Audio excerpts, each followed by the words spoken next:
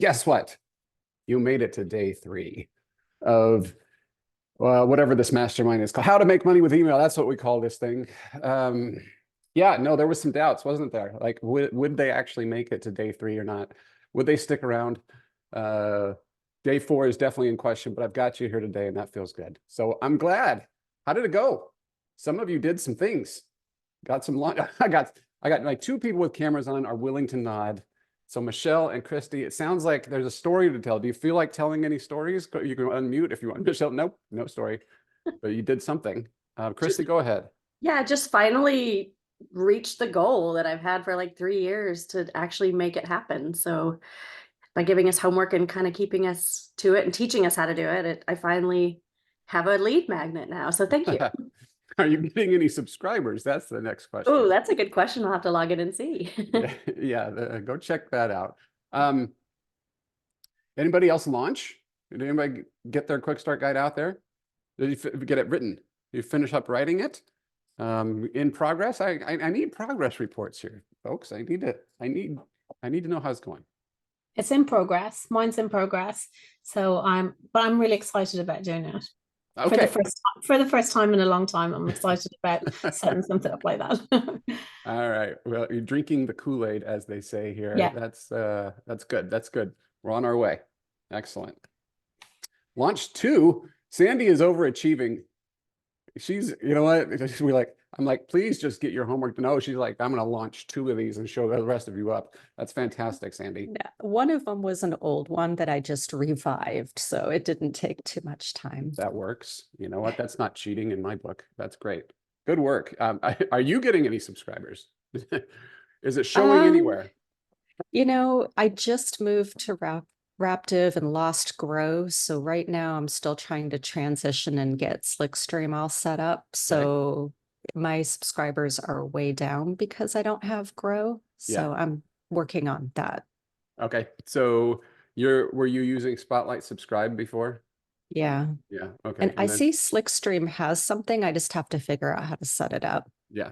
Yeah, maybe we'll spend some time on Slickstream today, just because I've got some news on that too. I just spoke with their product manager yesterday, so things are happening, and they give me some behind the scenes access. That's, I'm kind of a big deal, let me tell you.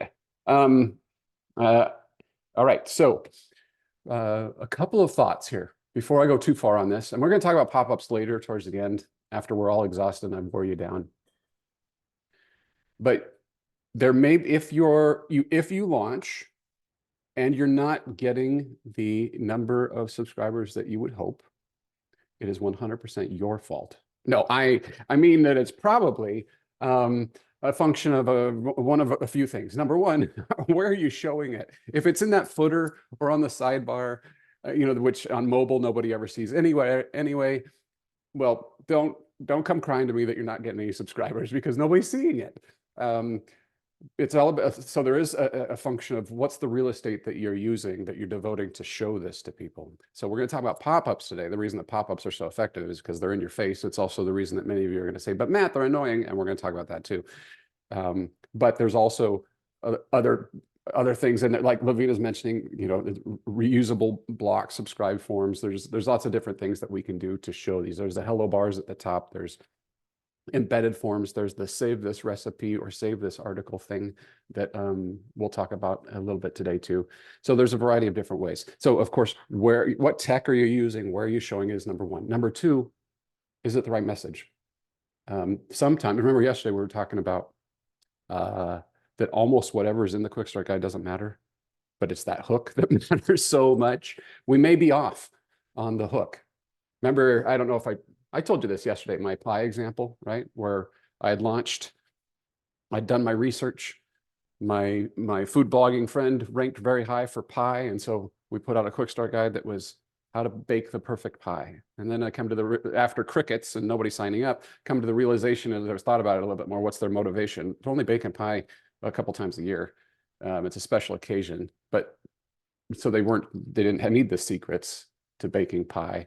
So we switched it to something that was more on point, which was, about baking in general and my favorite baking projects or something like that. And it took off. So it may be the wrong message. The hook may be wrong. Or we may be saying it in a too complicated fashion. Elevate your barbecue game by signing up for my newsletter, right? You know, it's a lot different than 5 secrets to master the Ninja Grill or whatever we're doing. Okay. So my offer from here till the end of time is that if you ever have an opt-in that just isn't working, you're like, why am I not getting subscribers? Matt promised me subscribers. Let me take a look. I'm happy to take a look. I've looked at approximately 640,000 opt-in. That's real math. So I've seen a few of them. Oh, well, the other reason it could be that nobody's seeing it is because it's you put it on somewhere where there's no traffic to it. So that's another thing, right? Okay, let's get in today. What I want to talk about today is we're going to talk about what to send our audience once they're on the list. I am happy to answer anybody's questions, by the way, about your quick start guide, about your tech stack, anything at the end of the call. We'll talk about I'll save time to talk about your specific issue. So take advantage of that if you're struggling on anything related to this. And then we'll go through that.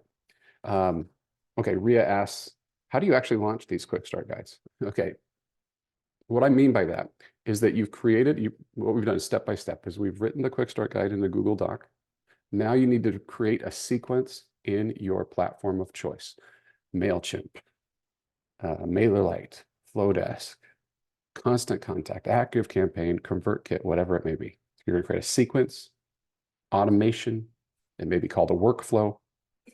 And you're going to have 5, if you're doing 5 days, it's 5 days in a row. So you're just going to have to go through their documentation on how to set up a sequence.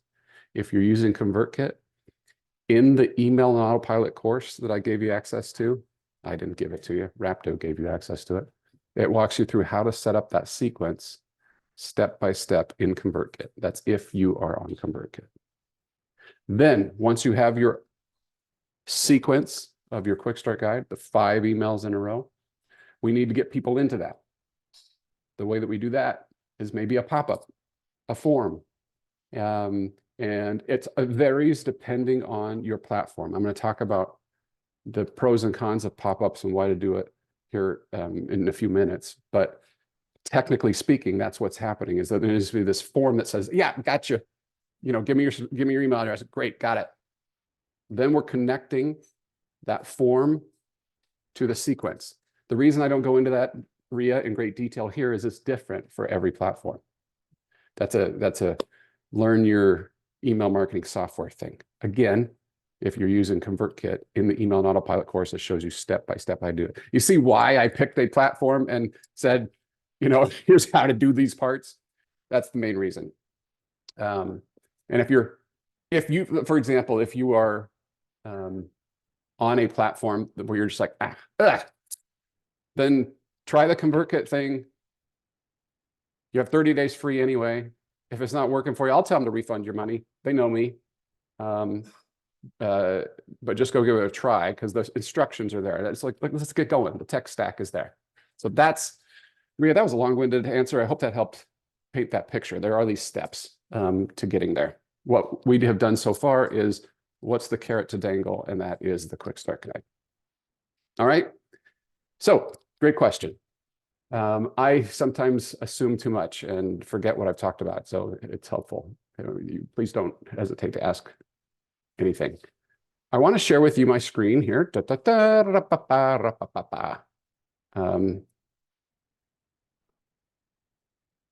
Okay.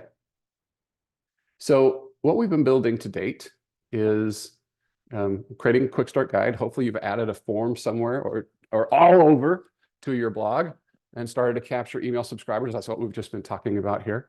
Now, this is what I want to focus on today. How do we get engagement from our audience? What do we send them? So I'm going to talk about, we've talked about the quick start guide. It could be people are coming in through a PDF, a printable, an ebook, save this recipe, whatever it may be. I'm calling that bonus content here. But now they're on the list. Great. They still aren't super fans just yet, right? They don't know us that well. They've gone through this quick start guide where hopefully over the last 5 days, they're starting to get to know us, and we've solved some problems by giving them really great articles and resources and tutorials and recipes or whatever.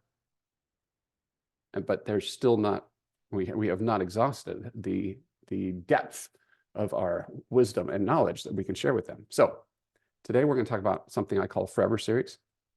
I'm going to talk about how to send, what to send that's seasonal, and then the functionality that we can have with RSS.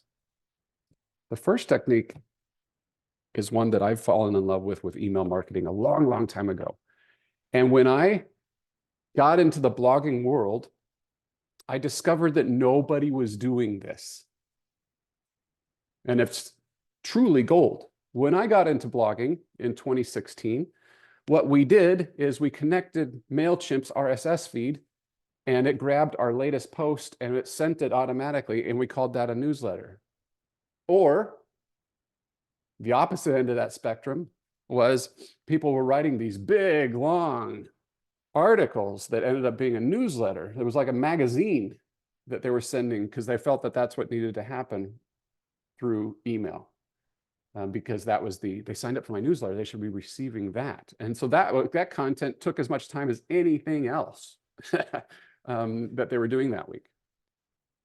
What I'm talking about today is you have been building great content for years.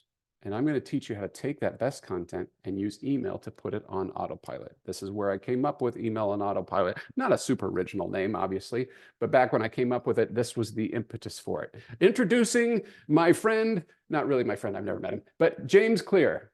Some of you know who James Clear is. He's an author of a book called Atomic Habits. Before he had that book,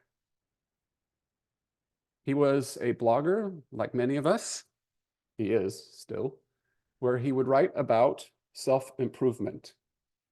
And his whole thing was about habits and achieving our full potential. I discovered James in 2017, and I signed up for his emails. These are the actual emails that I started to receive in the summer of 2017. Now, look at these. So he's sending me something almost every week, whatever. What does that look like to me, the reader? I'm over here thinking that James is sitting down, banging out some content on a Wednesday afternoon and hitting send and sending me his best stuff. It's all new to me. I didn't know James before July of 2017. I did some hardcore detective work. Forensic science has got nothing on me. I dug in and I looked at, when did James originally publish these articles on his blog that he was sending me in email? Take a look at this. So these first two were some sort of welcome thing he had going on. But the first big one, forget about setting goals, that was something he wrote in October of 2013. This one here, motivation is overvalued, was from a year prior, 2016. Then he threw in something current, but then there was October of 2015, May of 2016, 2015, March, a few months earlier. What's going on here? What does this guy think he is? He's pawning off his old stuff on me. How dare he? The reality is it's all new to me, and so it's all wonderful. And James, as we know now, I didn't know this in 2017, but we know now, as a best-selling author of Atomic Habits, habits is his thing. So doesn't it make sense that he started here with his cornerstone best stuff? Anything else that he's writing now is probably in supplementation to his cornerstone content. So it made sense for him to send it to me in the order that I could discover it. If he started talking about mental errors, that might be just fine, but isn't it better in light of talking about habits first? The same is true for you and your content. You've been doing this for a while. So often we get fixated on sending the latest content in email that we neglect the greatest content. And it makes perfect sense. We agonize and work really hard to create new pieces of content week over week over week. And when we want it out there, we want the world to see it. We want some immediate dopamine hits that says, I validate you and your new piece of content. But a new subscriber that just discovered us through a quick start guide, there's no possible way that he or she can have consumed your library of content. Heck, your great Aunt Mildred, who loves you dearly and claims that she reads all your stuff, she cannot consume all of your content. My own children have not even watched my family travel videos that they are in. They're not consuming my own content. Okay, so what I want you to think about instead is, let's say somebody comes to your website, he or she likes what they see, and they sign up for your quick start guide. And then every week, reliably, they get your best piece of content. In each case, it's bringing them back to your channel of choice, your blog, your website, your YouTube, whatever. Over time, they're getting smarter. You're educating, you're teaching, you're sharing, your brand is starting to flourish. They understand what James Clear stands for. They understand what you stand for. And the order makes sense. And then they start telling their friends and they buy all your stuff. And then you get the private yacht. Okay? I promise a private yacht. That's what I'm promising. I call this the Forever Series. So I coined this term back in 2017 or something like that. And now it's been fun to watch it because it's become a little bit of a industry term.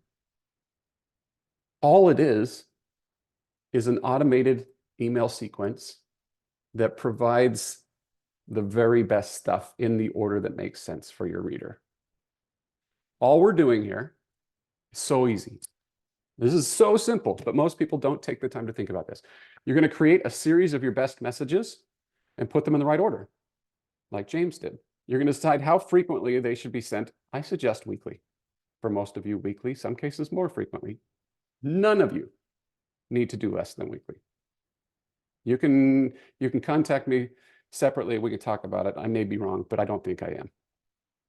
And then when a new piece of content comes out that is really cornerstone to what you're doing, you just add that in the right spot. So you're while this is a set sequence, it's not set in concrete. What do I mean by that? So if you get a new Blockbuster article, if James had some new science that was related to habits, well, he could put that at the end of his Forever series, so it just keeps going. He could put that in the beginning. He could put it in the middle at the right spot. He could swap some things around. Or if one starts to stink it up, or he doesn't believe in that anymore, just cut it out. All right? It's just a series of emails that can be manipulated and managed. The idea here is that you're the one that understands your readers best, and you can anticipate their questions and with your best stuff. In the process, you're leading them where they should go next. This is brand building. It is building a mind palace of your awesomeness. It is also helping them understand precept by precept something that they didn't understand before. And you don't have to write anything new for your newsletter. You've already done this. Your content's all there. Let me give you a real life example. Remember the Disney cruise example that I've been using for so far? So they complete the what to expect on your first Disney cruise. That is not the end of my infinite knowledge of Disney cruising, okay? So the very first Sunday, the very first week, and it doesn't matter if it's May, doesn't matter if it's November, it's always the same stuff. It goes in this order. Week number 1 is the most powerful Disney cruise tip I ever learned. Why? Because that is legit our best piece of content. We lead with that. Week number 2, the following Sunday, is what to pack, because everybody needs the packing list. Week number 3 is how to avoid getting seasick. Week number 4 is what happens on Disney's private island. Week number 5, you see where I'm going here? Is that I've thought these things through, because that's stuff they all need to know and they all want to know it. So I deliver it to them in that order. Now, I quite often get asked this question: how many emails are in a Forever series? Well, the name Forever series implies it could go on for quite some time. here's the logic and the way that I think about it. Let's say that with that Disney cruise example, they're loving it. They're preparing for their cruise. And after week 4, they've learned, what happens on pirate night, okay? The week 5, if they don't get an email from me, are they going to magically click and come back to my website and learn something? Not likely. But if I sent week 5, which was some other amazing tips, the best things to eat on the ship, I don't know, whatever, they're going to read that and they're going to appreciate that. That logic holds in most cases for day 4 and day 5, day 9 and day 10, or week 9 and week 10, week 50 and week 51, right? When you stop, they don't come anymore. You can recycle through these. In my case with Disney, I only have about 30 emails in that Forever series. But that's 30 weeks of training that they've gotten from me. 30 weeks of, hey, come back and I'll teach you something. In the right order. Which, in my case, with a Disney cruiser, the cycle, once you spend the money, you're booked, you're excited to go, then you go, you don't need more Disney cruise tips after that, right? So in my case, it kind of wraps up. But for many of y'all, they don't stop eating. They don't stop doing crafts. They don't stop grilling. They don't stop wanting to look and feel their best and be attractive to a mate. It doesn't really end. So what happens in my case in week 31? Well, I do have other Disney-related content.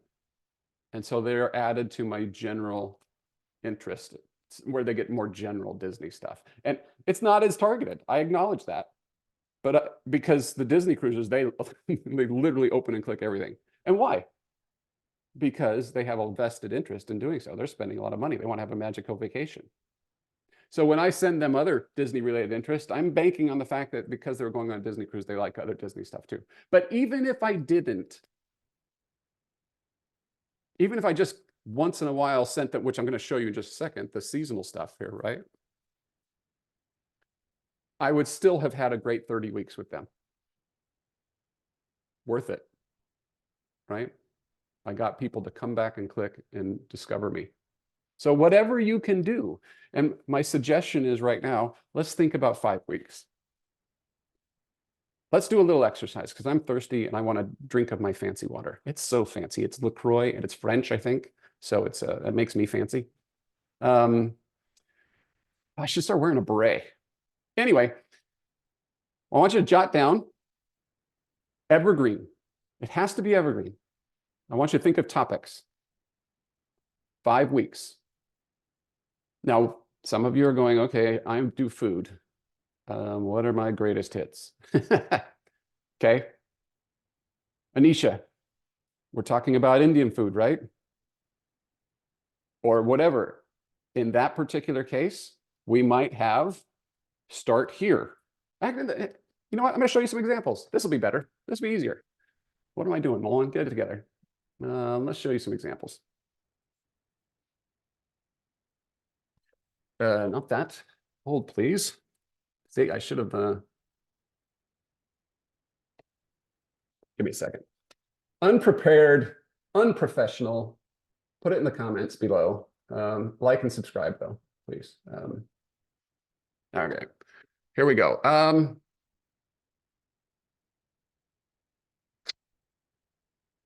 Well, here's one. Growthfully.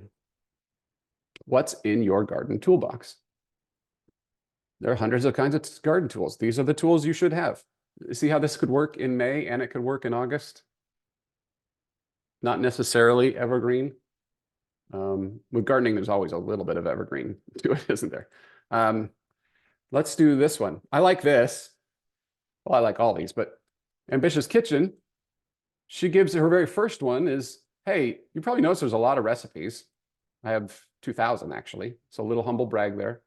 Not a big, huge introduction, but just a little one. I love making these. And today I'm giving you the top recipes that are all-time reader favorites. To keep things simple, I'm sharing one from each category. For breakfast, make this. For lunch, that. Dinner, snack, or what dessert, snack, right? Now you see how this would work any time of year. And it introduces, this is her whim. This is her strategy. For whatever reason, she wants this recipe to be in their repertoire right from the beginning. Why? I don't know.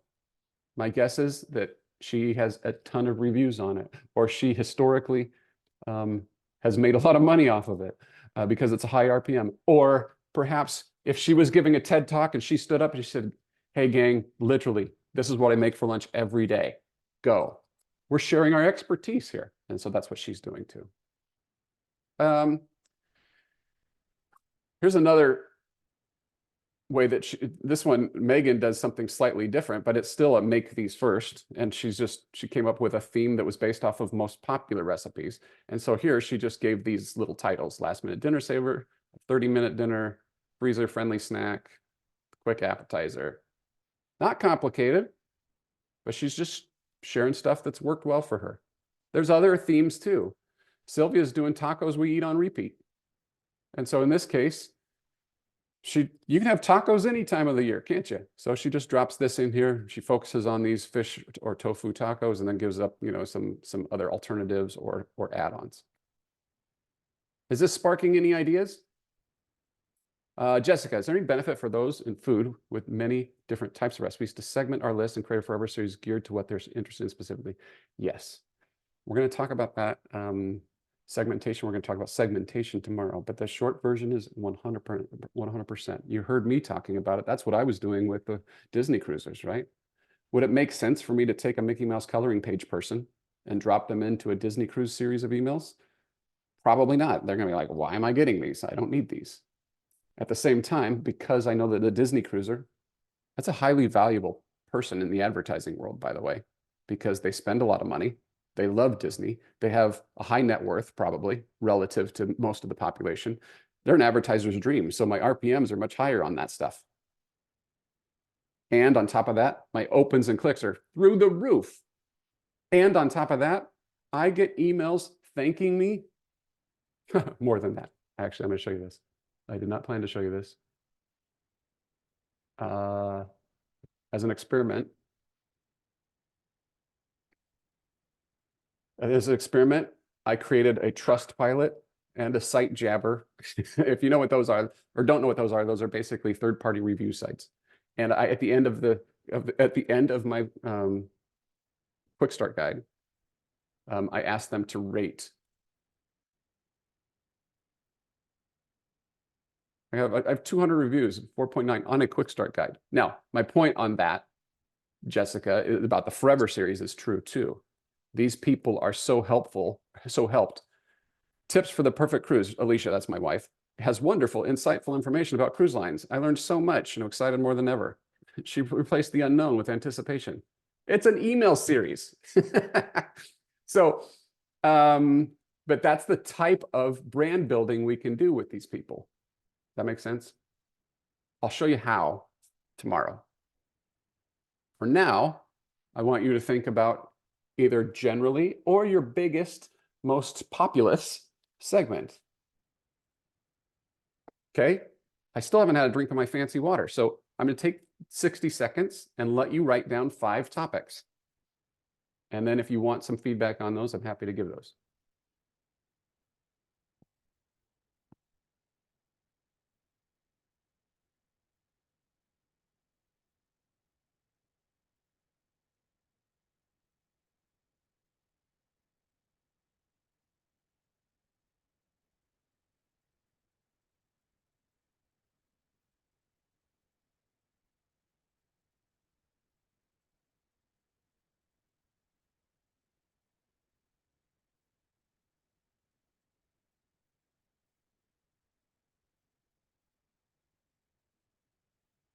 Now, if you're stuck, let me give you some brainstorm ideas. Get your number 2 pencil handy. All right. These are great ideas for emails in general. Not just Evergreen, but in general. You already saw the first one. That was a start here. It's a great one. My top articles, my top posts, my starter kit, my top recipes, whatever. Another category is let's call it favorites. My personal favorites, my partner, husband, wife, spouse's favorites, my kids' favorites, our family favorites, reader favorites. Social proof is amazing. My go-to projects, my go-to recipes, whatever. The blank that everyone loves. That's another favorite thing. The social proof aspect of that is fantastic. Projects I'm excited to do in 2024. Okay. Have you made this classic? Have you done this one? That kind of thing. Another theme that works well is repeatability. I can't stop, for food especially. I can't stop making these. Put these tacos on repeat. Crave-worthy. I'm addicted to this. That kind of thing. Now, going back to social proof as a whole thing, most loved, most completed projects, most popular, most viewed, most commented, highest rated. This went viral on Pinterest. Seen over 1 million times. I published, or this tip was published in Men's Health. That's not exactly it, but you get the idea. Another thing is focus on outcomes. Save time, save money, impress someone, look amazing. Think about outcomes.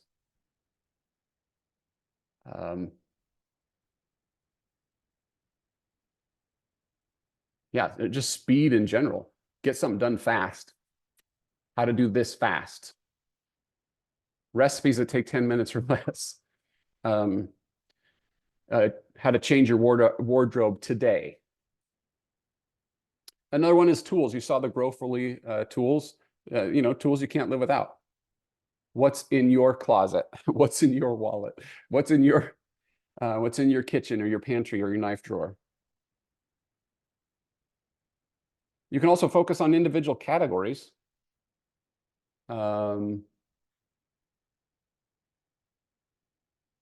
Something like love pasta, don't miss these. That's a nice, simple, thematic thing for a Forever series.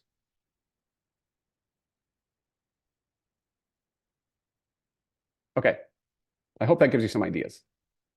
Did you come up with 5 themes, though? 5 topics for your first 5 Forever series emails. Now, how do you write these? You saw some examples right there. They look just like the Quick Start Guide emails, don't they? Hi, Matt. State the problem. Man, building out the ultimate wardrobe on a budget can seem daunting. We have the temptation to look like Ryan Reynolds in one fell swoop. Well, that would kill our budget. So here are my favorite budget essentials for any men's wardrobe. Click here to read it. That's the email. How does the Quick Start Guide relate to the Forever series? Some of the content I included in the Quick Start Guide is also some of my best. Should I save it for the Forever series instead? Yes, no, maybe so. Not necessarily. I want to teach about email math right now. I was promised there would be no math in this particular mastermind. Yeah, so email math goes like this. What's a good open rate? Well, your content's going to vary, but let's say 50% was good open rate. What's a good click rate? 5%, 10%? Any given email that you send, 90% of people don't click it or more. That means that even if you had the best chocolate chip cookie in the world and you sent it out there, you got 10% conversion rate, meaning 10% clicks. 90% of the people on that particular email did not click it. What's my point? You can reuse your content in multiple emails going forward. It's not as precious as we think, especially with Forever series stuff that's separated by weeks. Now, would I use the exact same thing week after week after week? No. Would I put them into different roundups and different positions and talk about them differently? Absolutely. For those of you who have chocolate chip cookies, by the way, that have high RPMs, you'll be just fine inserting them in every fourth email. Okay, that's kind of a joke, but not really. I mean, it's actually, there's some truth to that. Because, I mean, think of it. When you get an email and you're reading that in the line for school or whatever, and you see the cookie in that moment, or you might skim past it the other times, but it's going to hit you at that time. McDonald's must know that I've eaten my fair share of McRibs over the years, but yet every year it comes out, they still tell me it's there, that it's back, and that I should go try it again. And I usually do. It's a problem. Christy, don't judge me with your whole meat thing, okay? I know McRib is like prime meat. It's like the best of the best. That's how I roll. Okay, let's move on from the Forever Series. Any other questions on that? You got that? I hope you came up with 5. You'll feel, by the way, you'll feel great about this when you build out. I have clients that have multiple years of Forever Series built out. Jansen from Everyday Reading, she texted me, and it's been about a year now, but she texted me, she said, I just finished up 2 years. I'm like, what are you talking about? My 2 years of Forever Series emails. Jansen's been blogging for 15 years. Think about Harry Potter for a minute with her. Harry Potter is not at its peak right now. I still like Harry Potter a lot. A parent who loved Harry Potter and is introducing a kid to Harry Potter, gets an email on week 35 that has Harry Potter stuff in it. Jansen is at the beach. She is at the gym. She is working on other content. She is not thinking about Harry Potter at all. But on week 35, a subscriber gets her Harry Potter content that she wrote in 2012, and it's still relevant, and they love it. And Jansen gets a reply once in a while from an email. And she's like, I wrote that? It's fantastic. It's a fantastic feeling. They're just running. They don't have to be roundups. You can do whatever you want. You may have seen that taco one was a focus on a taco and has some other suggestions. You can do just one article like I was talking about with You Want My Handsome Hacks or Essential Wardrobe on a Budget. Click that article. That could be just one article. You can do roundups too. Just solve one problem per email. That's all I'm asking. Don't try to tackle too many problems per email because the focus really helps. Like this email is about essential wardrobe items on a budget. You could have roundups of t-shirts, shoes, belts. Here's my resource guides. Or you can just do one article, whatever. Yeah, Anisha, seasonality doesn't really work here because they made email number 34.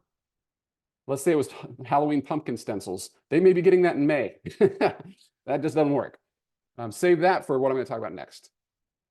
In your case, you have plenty of recipes that work all year long, and you should be able to have lots of content that is evergreen.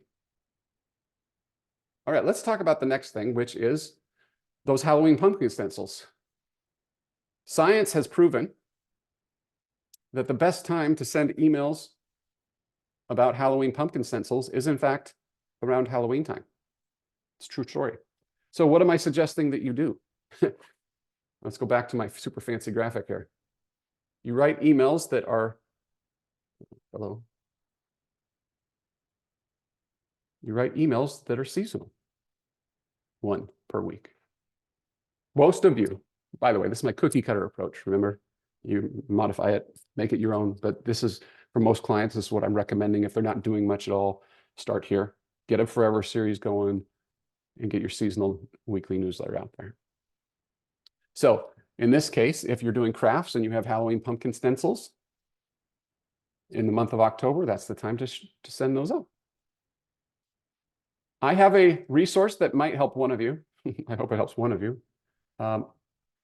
This is a calendar that I use that helps me think about this differently. So go ahead and open this up. The link is in the chat. I will, for those that are watching the replay, I will drop the link into the description as well. Come up here to File and make a copy, and then you can modify it for your own purposes. What I've done here is, this is very food-centric, but you get the idea. It doesn't matter. These, instead of recipes, these could be articles or tutorials or projects or whatever you want. You come up here and you simply say, what day am I going to send my newsletter? If it's every Saturday, you're good. You just change, but if it was every Friday or every Sunday. I'm going to change that to the 7th, and it's going to change all the rest of these. It changed all those for you. You're welcome. Then what you do is, what's my audience thinking about at this time? At New Year's, it doesn't matter what you're publishing. They're still looking to lose weight or save money in the kitchen or just get back to cooking instead of eating out so much, whatever. So what have you got? Oh, I've got healthy recipes. Well, come and drop those in here. This is a planner that can help you get your thoughts together. And you can do this well in advance, and you can reuse this year over year. You can make some modifications or whatever. I want to tell you about my friend Rachel from Rachel Cooks. I worked with Rachel back in 2019, and we wrote an email together that was for this right around February. Well, it was in February. 7 super snacks for the Super Bowl. The Super Bowl, for those of you who are unaccustomed to crazy American ways, American football is a big deal over here, and this is the biggest event of the year. It's bigger than the Olympics and everything else for us. So we watch the Super Bowl. And so it's a big party. You make certain foods. Well, so what have she got? Snacks, appetizers, finger foods, cocktails. So then she just drops them in here. I got my buffalo chicken dip. I got my whatever. I got my whatever. Guess what? Every year since that first year, she has sent that same email. 7 super snacks for the Super Bowl. She's made a couple changes to it here and there over the years, but for all intents and purposes, it's the exact same email. Now, let's think about that for a second. Here's the questions that nobody is asking. Rachel, when did you originally publish this buffalo chicken dip? I must know. Nobody cares. Whether it was 5 minutes ago or 5 years ago, I need the buffalo chicken dip right now. And that's what, so this is where I kind of get a little, hung up on when people are so focused on sending the newest stuff. That's not, your latest stuff is not necessarily the greatest stuff that you have that solves their problem. So this, I hope, just helps focus that a little bit. I hope this helps one of you. Get your thoughts together. By the way, this is a real easy way to, if you want to outsource your emails, use this. Go in, write the general topic. What's the focus of the email? Put in the recipes that you want to include and send it to somebody who will actually write the emails for you for inexpensive amounts. I'm not saying that what I've got here is genius. It's just a system. Any questions on this? Pause for a second. Makes sense? All right. Now that RSS stuff. I'm not going to spend too much time on this. If you want to dive deeper on it, we can. There's lots of, with your different email platforms, you can offer the option to people. It's usually in the preferences or something. And like in the case of ConvertKit, there's a few steps you have to take. I outline how to do that in my course on how to set up an RSS feed and make it optional for people. But at the bottom of an email like this, I don't know if this one has it. Yeah, this one doesn't have it. Let me.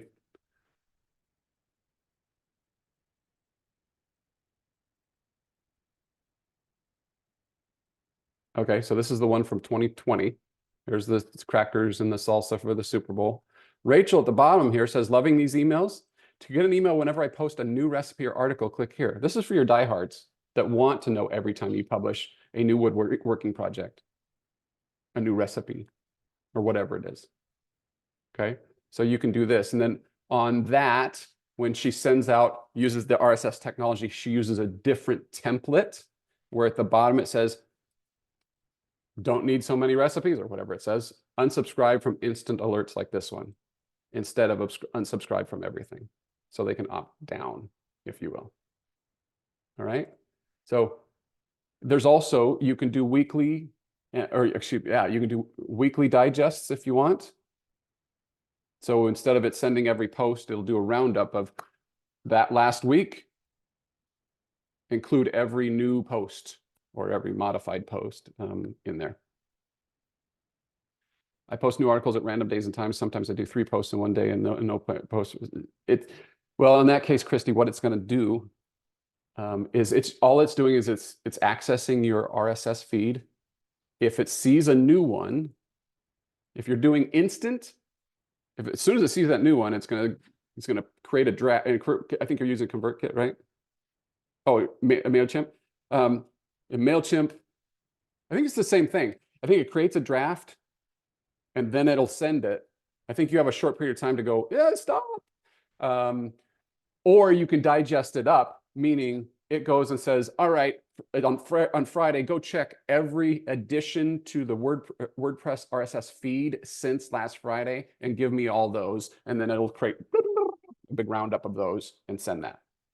So that's the weekly digest thing is just another way to get, if you want your latest stuff to be out there, this is a great way to do it.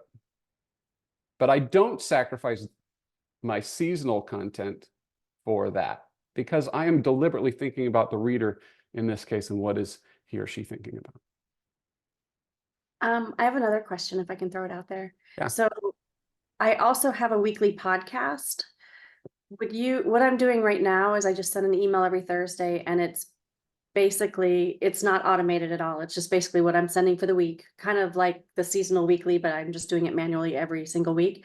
And then I include my podcast information, the new episode, the YouTube link, all that stuff in that email.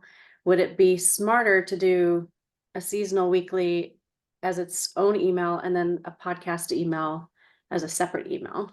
So on your list, if I just came for the recipes, am I still getting your podcast emails? Yeah, because it's just all, I don't really have many different tags right now. So everybody's just a subscriber. Yeah. And then yes, the podcast is at the bottom of the email in case they want to scroll down and see that. Now I imagine that is helping you with your podcast. I hope so. Well, I would encourage you to see if you can get beyond hope and find out if it is. If Okay. it, because I'm always a little leery in these situations to recommend, turning off something that may be working. My first gut reaction was, yeah, turn that off because that's not what they came for. However, it may be driving, and if the content is closely correlated, then it may be driving that. I definitely would have a separate newsletter for the podcast. Okay. I would be creating, is it a weekly podcast? It is, yeah, every Thursday. Okay. It's a 15-minute podcast on barbecue tips. Is it Audio always and- you? Yep, it's just me. All right. So what I might do is, how long have you been doing it, by the way? On week 15 this week. Okay, so you're getting to that point where it's a little bit of a critical mass and you could do this. I'd go back and I'd pull out my sizzling bites, or give it some fun name. Okay. And create a bonus podcast episode that's only available to podcast subscribers. You want the podcast listeners to get onto a separate podcast list so that you can remind them every week that there's a new episode, right? So the lead magnet concept, it's all still true. Your existing traffic is your best source of list growth. Well, that's your podcast listenership. What do they want? They want more tips from you.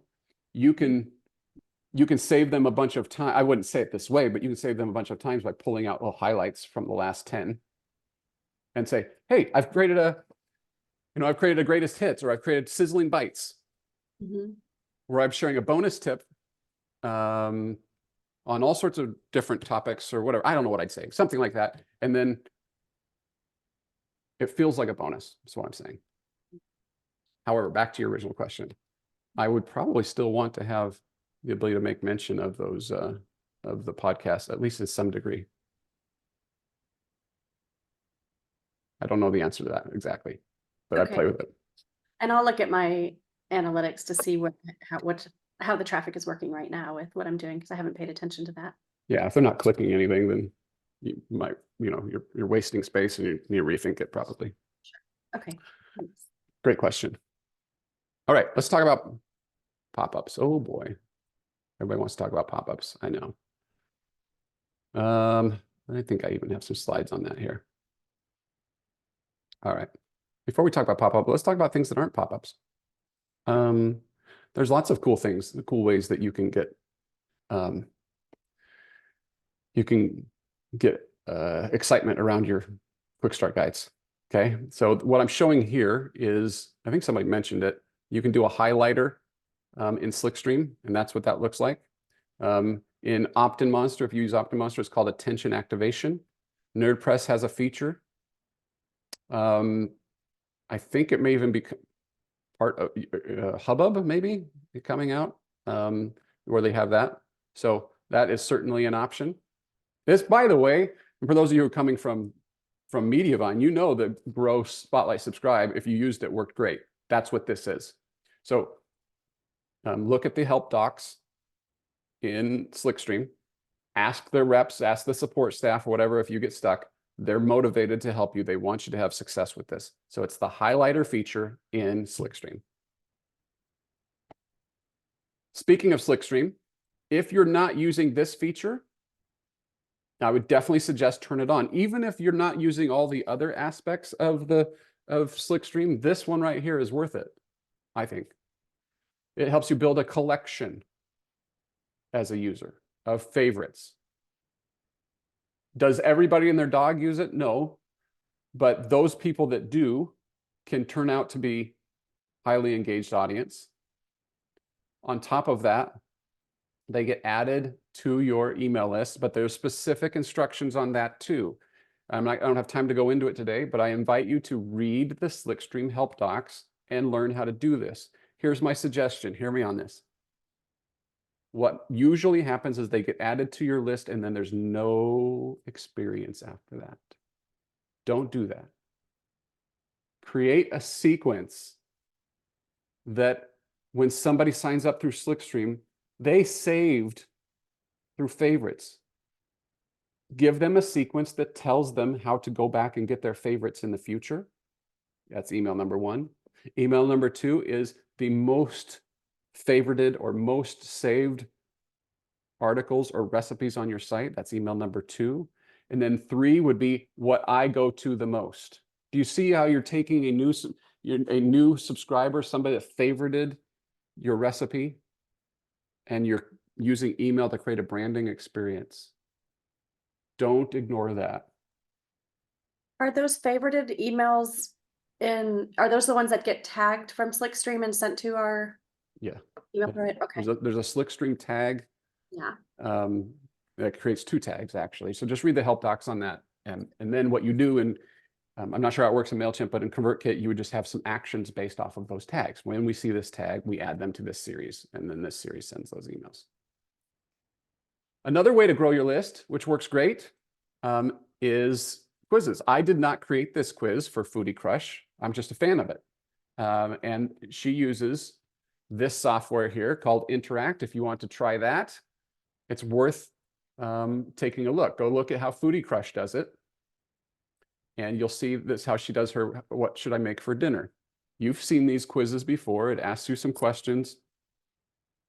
At the end of it, you have the choice of giving your email address to have it send you the results. Or you can just give them the results. Depends on how beastly you want to be about the whole thing. But she does a great job with that. All right, just a quick note on save this recipe or save this article, that feature. How many in the chat, just if you don't know what I'm talking about, would you just say something in the chat, me or something like that? I need to get a sense of, if everybody already knows what this is, then I don't need to spend any time on it. But if you don't know what this is, it's been working great. Everybody knows what it is? Okay. Well, if you want that feature, there's lots of different ways you can get it. I've been putting it on people's websites for the last year and a half, and it's worked wonderfully. There's been a lot, Raptive and other companies have seen that in action and have now made it a standard feature. So don't come to me and ask for it, because I'll charge you money when it's coming from Slickstream for free. They are going to put it in their stack of software here. That is coming in the next several weeks. So if you've been wondering about it and you like to use Slickstream, just hold for just a little bit longer and they will have that. I recommend doing it though, whether you use Raptives or another, this has been the best performing. I'll just show you an example. For those of you who might be having any questions, I created this form for Amy here, and does really great. And that's correct. In fact, Hubbub's going to be doing it very soon as well from NerdPress. Thank you, Anisha. In fact, I have a call with Andrew today where he's going to show me how it works in Hubbub. So I'm excited about that. So that was actually thanks to you, Anisha. It was like, oh, I need to find out. And so he's like, let me show you. So I'll be able to see if we can get that going. Next, let's talk about the pop-ups though. You just saw one. We'll come back to that in a second. About those pop-ups. Now, there's two main reasons that people dislike pop-ups. First is a personal dislike. I find them annoying, right? The second is a concern for Google penalties. I'm not going to spend a ton of time on this. Also, I repeat, I will not go head to head and battle the SEO types in public on this, all right? Because I simply can't win. And there's one that actually refers me business, but if you've ever heard him talk, he's very dogmatic about this particular subject. So I'm not going to go fight him on this. But the first part, the annoying part, my answer to that is don't be annoying. Of course it's annoying if I land on a website and I'm just trying to see what they've got there. I Google Disney cruise tips. I land there and immediately, never miss a tip. Sign up for my newsletter. Super annoying. However, if I land on the tips and I'm scrolling through there and I'm reading and I'm seeing there's legit awesome tips in here, and then after an appropriate period of time has passed, I get a pop-up that says what to expect on your first Disney cruise. That's what I need to know. That's not annoying, that's helpful. That thing converts like crazy. I've been using that same one for years and years, never any complaints. Okay, so my answer to the annoying thing is just don't be annoying, be helpful. That's what we're doing here. Second, the Google part.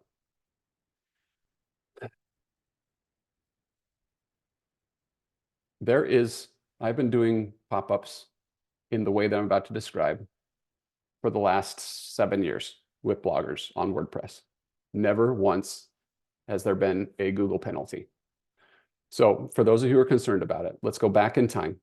Where is this coming from? Well, the only thing that Google has ever said about pop-ups originates from a document that they wrote in 2016. And in fact, it was updated in 2017. And that's the last time they said anything about it. They once in a while will still refer back to those words where they use the words like intrusive interstitial. But you have to remember what was happening in 2016.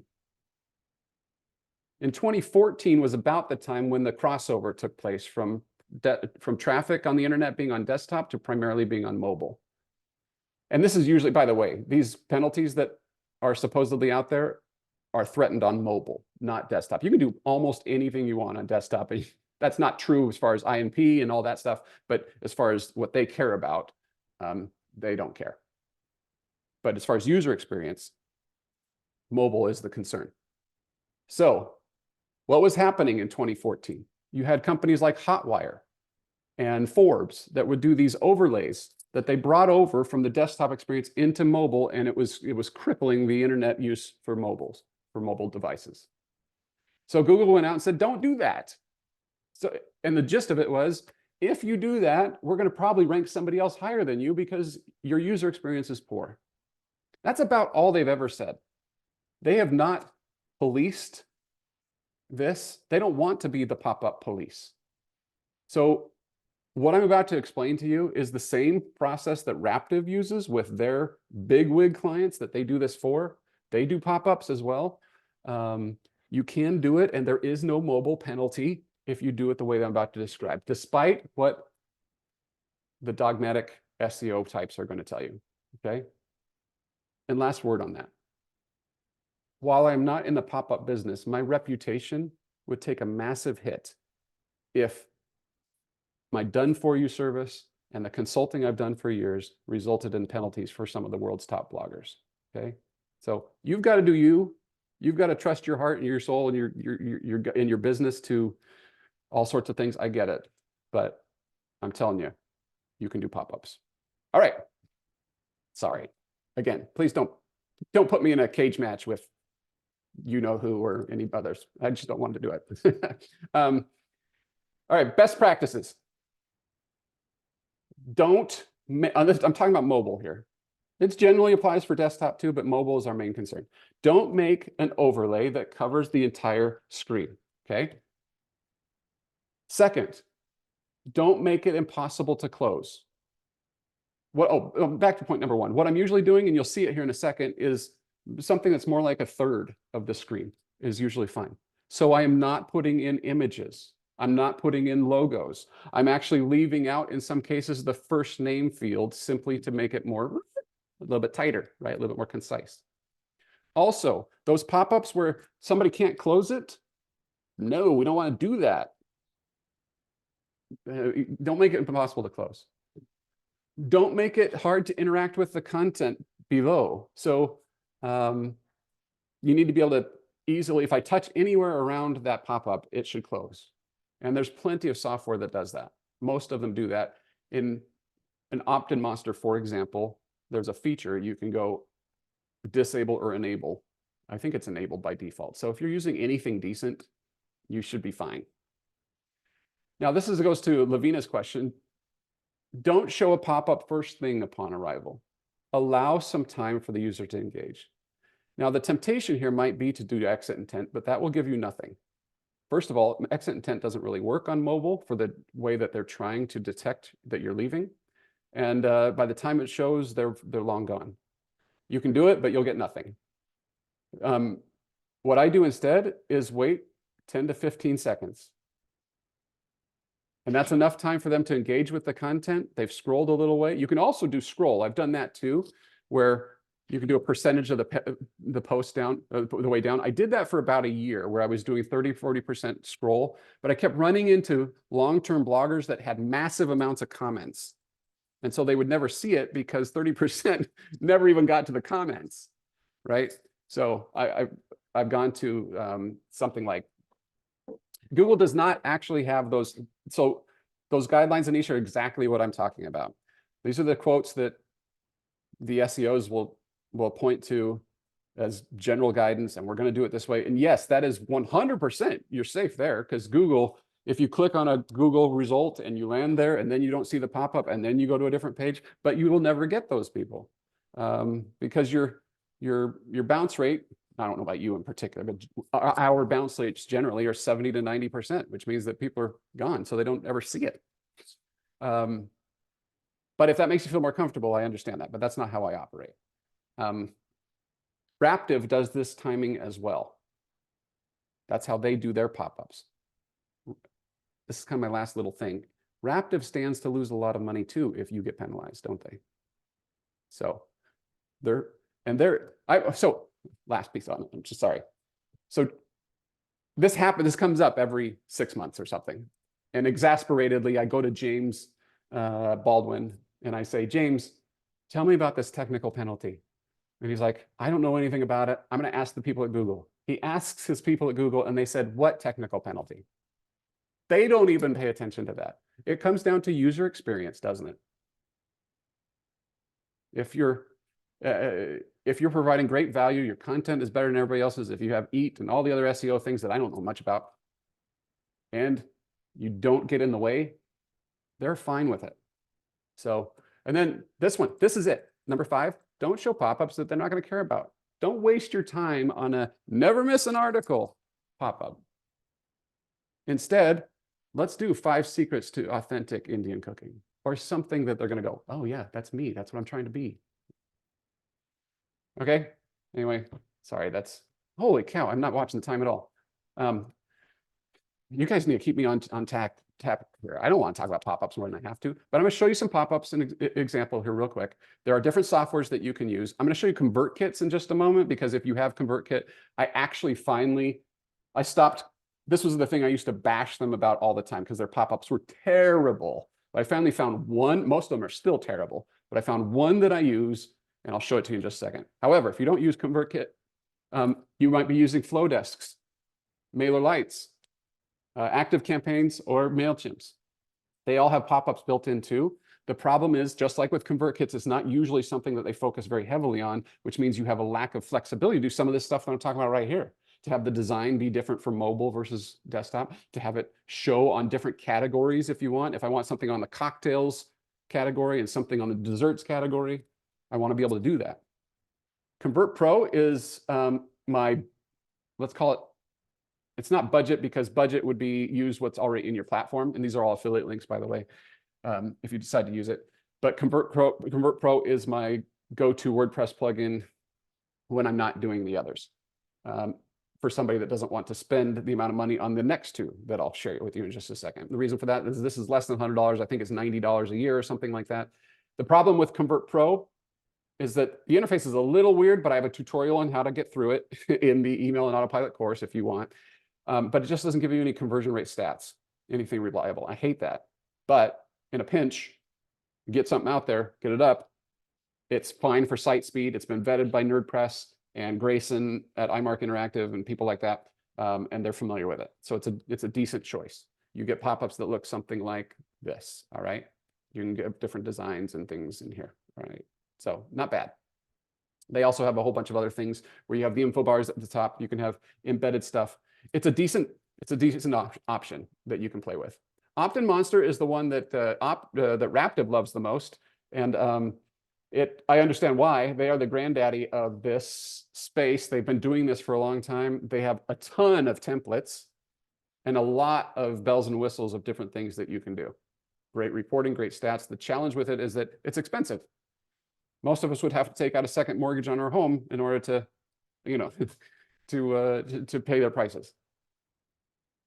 But if you've been grandfathered in, you have a great deal, or you know somebody that has access to it or whatever, they have really nice different options that go with that. Here's that attention activation idea. The one I've been using that I really like a lot for conversion rate and simplicity. Oh my goodness, this one is so slick. It's called ConvertBox. Why does everything have to be Convert Everything? ConvertBox, Convert Pro, ConvertKit. It's confusing. But I'm ConvertMatt. I just want to say hi. And this is ConvertBox. I like ConvertBox because it has some incredible A/B testing capabilities, better than the rest of them. And it's so simple. It's a little pricey, but it's a $500 lifetime price. And you can use it on multiple domains. So that kind of defrays the cost a little bit if it's something that you're, if you set it up. I've got a couple different websites I use it on. One example here is this pop-up. I tested this versus having a big image of the ship right here to see what converted better. Guess what? People don't like my legs or something because the ship by itself converts way better. Way better. It's not even close. And I'm very offended, but I'll work on it. So, but that's the type of stuff. You can test this, you can test the button, you can test the placement, you can test the colors, and it's real simple. So I really like it. These are just some, the templates that it has. There's not a lot of design flexibility. So you get some of the same kind of look, but it's clean. So anyway, they have a ton of other features too. They've got these swoopy slider things that come in. I think that's a technical term for it. They've got the hello bars and they've got all sorts of other different things. So if you check that out, last before you go, I'll show you the, because I have some people that are on ConvertKit. I'll show you what a ConvertKit pop-up looks like. For those of you who are in that use ConvertKit, and the pop-up of choice is called Poplar, like the tree, Poplar. And if you go to Email and Autopilot, there's a tutorial that talks about how to turn the Poplar pop-up, which is fun to say, into something that looks decent and looks different on mobile versus desktop. That's the big concern. If you take a look at, so here's just some examples. What I've been doing is I've been adding these animated graphics in here. I think I don't have data on it. I just like it better. These are just giving you some examples here. Here's another one. What it'll do is it'll adapt to the CSS of the website. So this is her look here. And then magical Disney copycat recipes, 30-minute keto meals. Then when you look at this on mobile, this is what it does. It's very simple. It's very clean, but it gets rid of the image. It gets rid of the first name field and just makes it real tight and concise. And if you touch anywhere around anywhere here, it'll close it instantly. So it's okay. If you don't use my CSS styling, you won't get the big black button, which makes it hard to see the closing. Yeah, Christy, in this case, I don't collect the first name. There is some data that says that personalization can be helpful, but it's not so conclusive that it outweighs conversion that I want from this. So I'm reducing, I'm making that trade-off for sure. All right, I apologize for going over again. That is 3 times in a row I've gone over. I will be on time. I will stay on time tomorrow. If you have any questions, let me know. If you are want to talk about email platforms, if you're thinking about making the switch, let me know on that too. I can help you with that.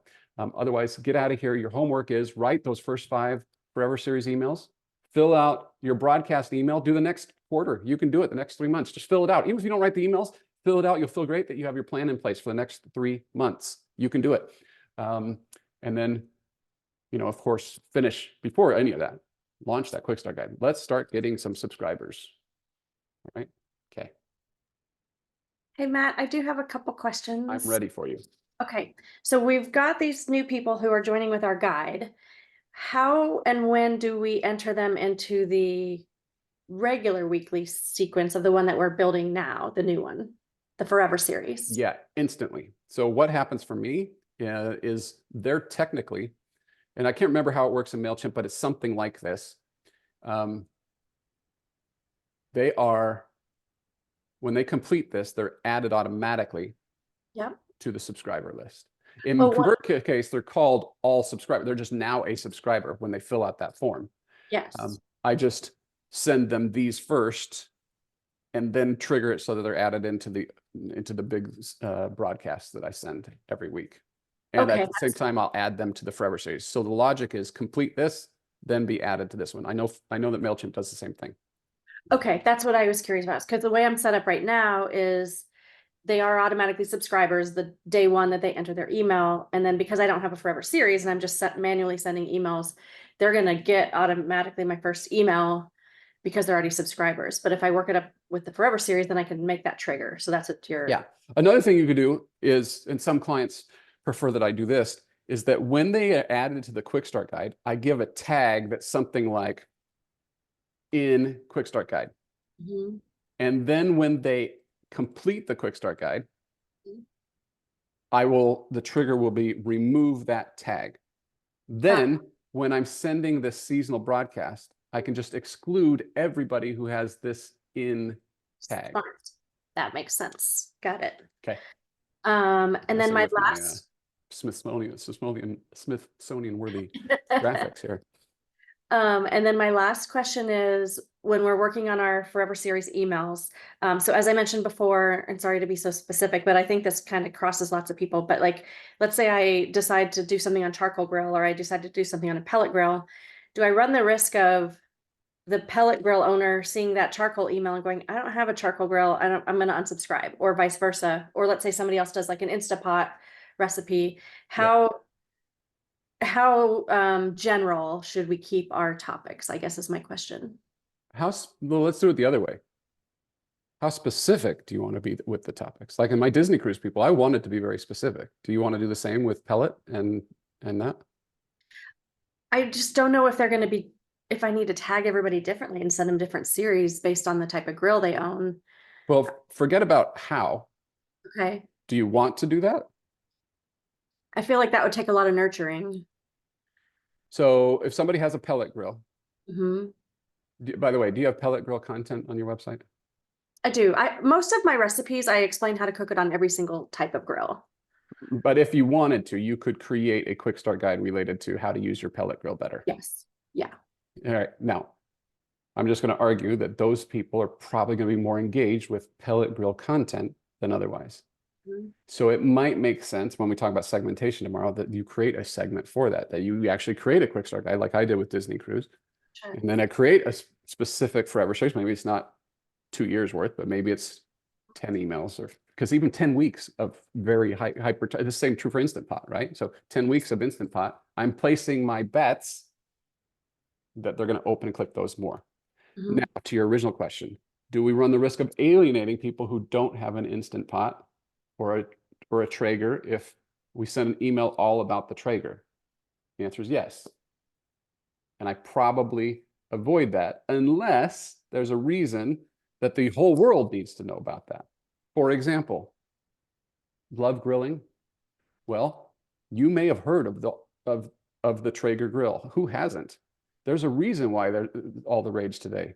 My intention in sending this email is to just give you an introduction to the Traeger grill. This may not be for everybody. No worries. Stay tuned. Next week, we'll be back to our regular scheduled programming. But today, if you're interested in learning about the Traeger, here's my intro. Here's what you need when you buy it. Here are my 10 favorite Traeger recipes. It's all about thinking through the journey as if you put yourself in their shoes and what makes sense as you Yeah. communicate it. Okay, that's helpful. Thank you. That's all my questions. On that point, because I have some food people still hanging out. So I just got done for a client making I'm actually looking at, it's a fall quick start guide. And she has a lot of slow cooker recipes. But I went and I checked her traffic. And I was able to tell that approximately 10% of her traffic for any month in the fall is on a slow cooker recipe. What does that tell me? That means that 90% of people during the fall are landing on a non-slow cooker recipe. Doesn't mean they don't have a slow cooker, it just means they weren't looking for that. So when I do comfort food for fall as a quick start guide, my choice is, do I make day 4 all about the slow cooker? I'm not doing that. While it's super seasonal, those people will love it. I'm running the risk that I'm going to alienate everybody else. Not alienate, but just not be useful to them. What do I do instead? I figure out a way to weave it into a roundup.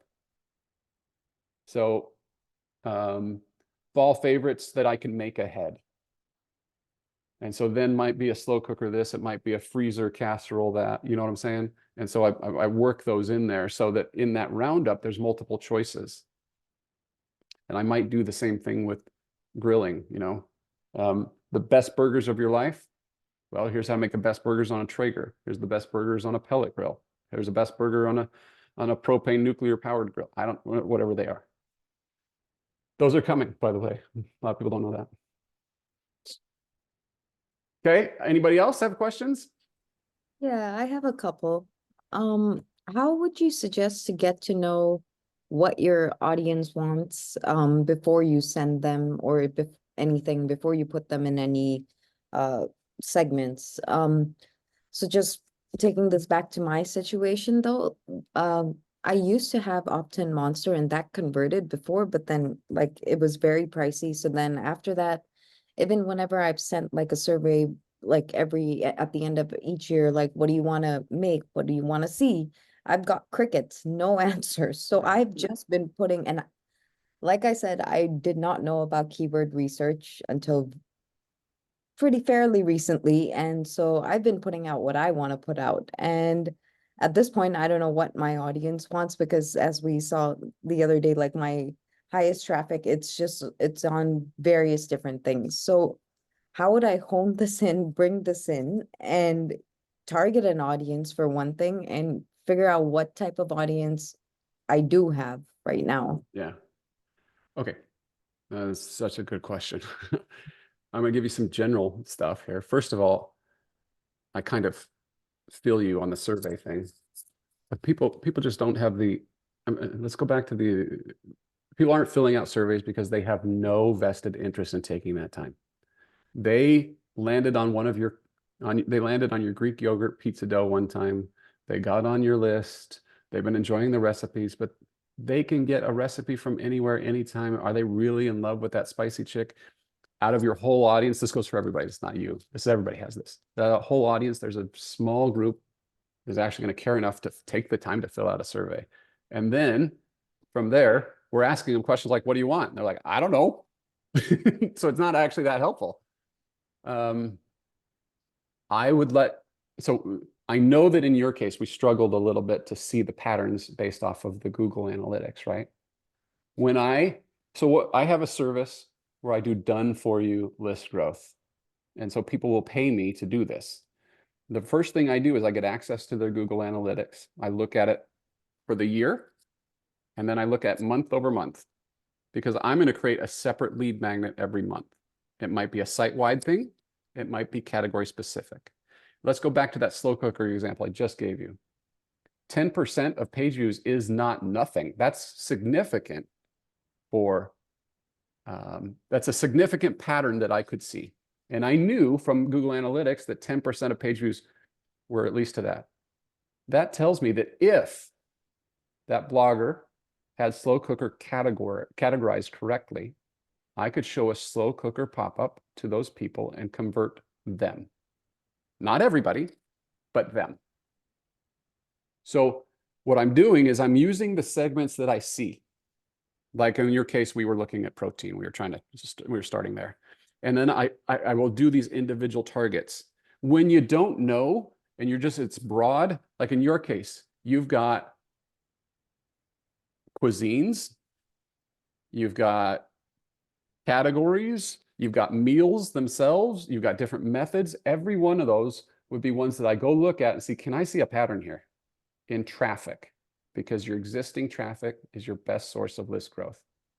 And then ask myself, can I create a lead magnet for that traffic? It's work.